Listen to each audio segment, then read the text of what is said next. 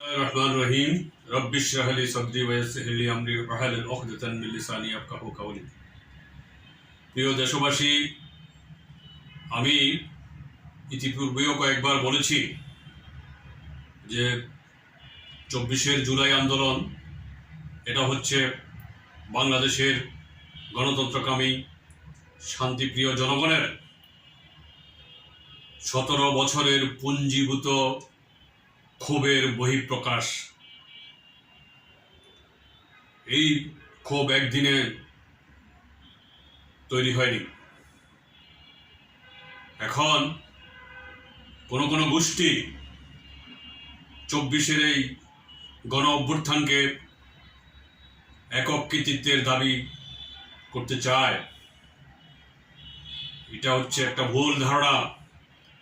বাংলাদেশের কোনো গোষ্ঠী, কোনো রাজনৈতিক দল এককভাবে এর কৃতিত্ব দাবি করতে পারে না। এদেশের কোটি কোটি মানুষ সেই দিন আন্দোলনে অংশগ্রহণ করেছিল।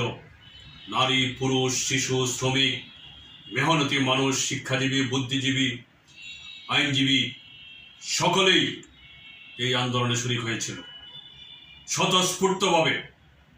একটাই ছিল এজেন্ডা, স্বৈরাচারের পতন। সুতরাং আমরা এখন লক্ষ্য করছি কিছু কিছু গোষ্ঠী তাদের একক কৃতিত্ব নেওয়ার জন্য নানা রকম কথাবার্তা মিডিয়াতে বলে বেড়াচ্ছে। মিথ্যা কথা বলে বেশি দূর আগানো যাবে না।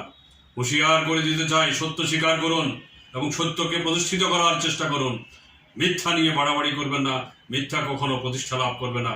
আল্লাহ হাফেজ। বাংলাদেশ জিন্দাবাদ, বাংলাদেশ ডেমোক্রেটিক মুভমেন্ট জিন্দাবাদ।